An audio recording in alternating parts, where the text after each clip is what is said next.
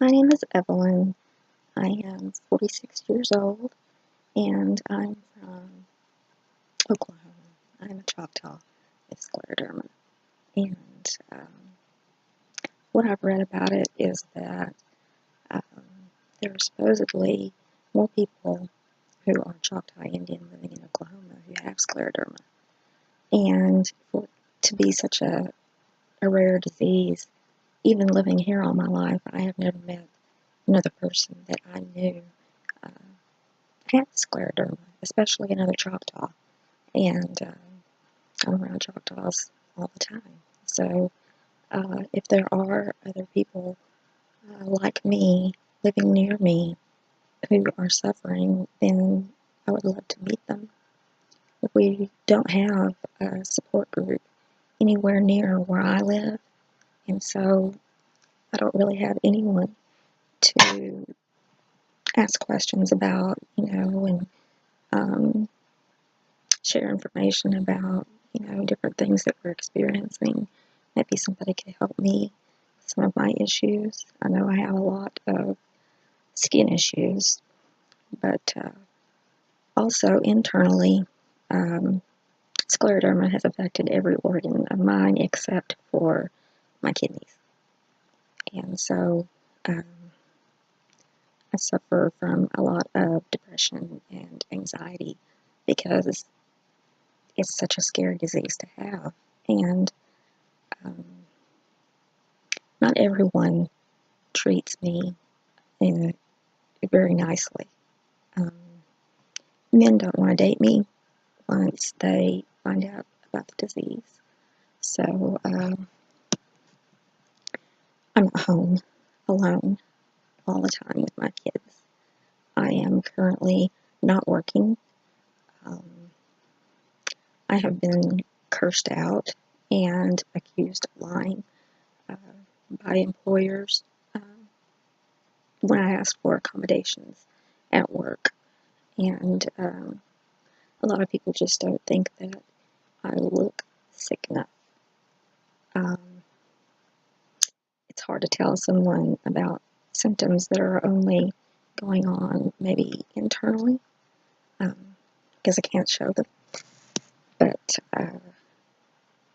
this year, I've been experiencing a lot more of the skin conditions that you can see. Um, but I have a hard time with most jobs. Um, Back in 1996 and 1997, I was doing my military training and I was injured twice. The first time in 1996, I was doing my basic training in South Carolina. And 2 weeks into the training, I started getting shin splints. Um, I had difficulty breathing while I was running, and so I was falling out of the runs, that we had. I wasn't able to pass the run portion of our PT tests, and that was a concern because um, the more I ran and the more that I marched on my legs, the more painful it became. And of course, the shin splints eventually turned into stress fractures in each of my tibias. So that first year, I went all the way through the 8 weeks of basic training. And in the 8th week, I still had not passed a run. And that was necessary for me to graduate and to go on to AIT. So my drill sergeant said this time when you go to sick call, make sure they do x-rays. He said something's not right because he would, he had tried everything to help me run. He had paced me himself. He had gone out of his way to do everything that he knew of to try to find out what was wrong with my legs. And he said, this time, go in, tell the doctors I said you need x-rays. So, of course, when we got the results back, they were stress fractures and not shin splints anymore. So I had 2 breaks in each one of my legs, 2 stress fractures in each one of my tibias. So I went to rehab. I spent 3 months there, and by Christmas time I still had not healed. So they sent me home, and I split trained. I was supposed to go through and do my basic training in AIT all together, but since I was injured, I went ahead and went home and tried to heal up, so that the next summer in 1997, when it was time for me to do my advanced individual training, is what we called it, I went back, started running again, and the same thing happened the next year. I wasn't able to pass a run, and so I went back to the doctor. They did more x-rays and found that I had 2 more additional stress fractures in each one of my tibias. So that's a total of 4 in each one of my legs. And so since then, I've had a lot of trouble with my legs, a lot of foot problems. I can't stand for periods of like more than 5 minutes without pain. When I'm standing up, I get lower back pain, and of course my legs and my feet hurt, especially my feet. I have difficulties with walking long distances, especially if it's very fast, because I have pulmonary hypertension. I cannot breathe, I cannot catch my breath, and so sightseeing and going on vacations is very difficult for me. If I had maybe a scooter or something, I would be better off than trying to do a lot of walking in a city and stuff like that. So I haven't tried to go anywhere in years, but yeah, that's just some of the problems that I have. And since June is Scleroderma Awareness Month, I decided to kind of put my story out there and share it with other people, because I know I'm not alone. I know there are other people who are struggling the same way that I am. It's not all physical. It's also very hard on me mentally, and I do have extreme depression, anxiety, PTSD from other things that have gone on in my life, and just a daily living is difficult for me. A lot of people are very cruel when you tell them that you have health problems.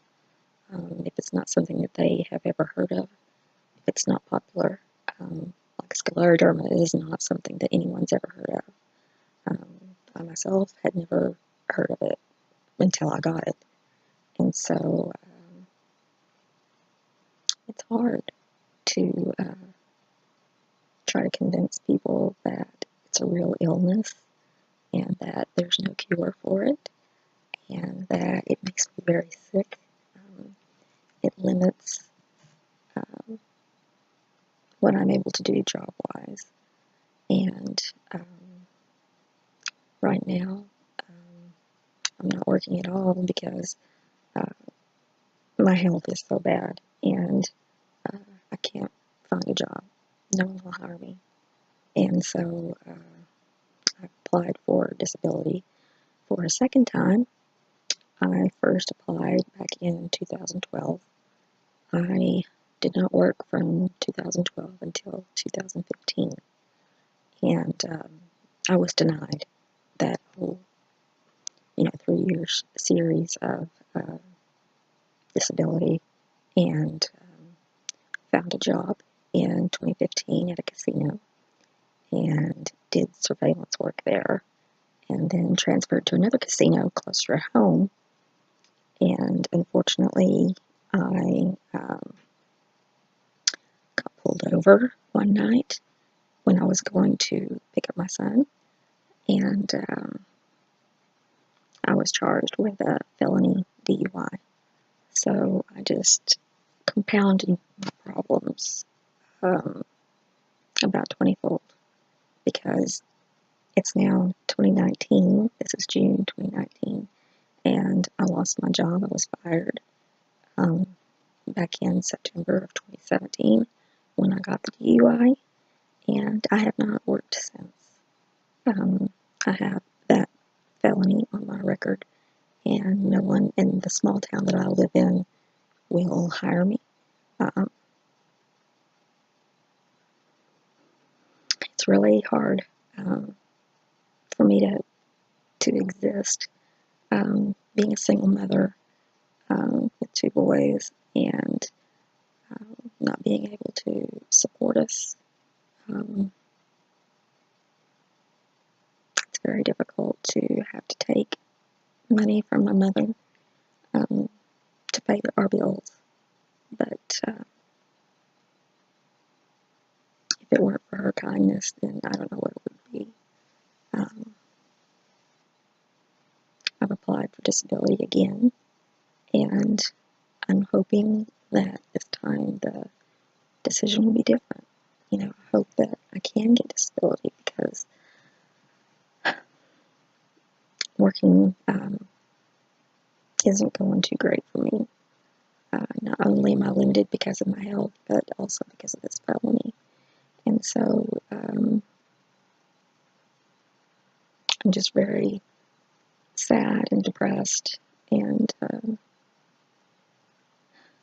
don't know what to do. Like I said, men don't want to date me once they find out that I have this illness. And other than my family, I don't have anyone. So it's not, I know my story isn't a very happy ending type of story, but it's something that I'm going through at the present. And I know I'm not the only person who probably has these types of problems. But that's my story so far.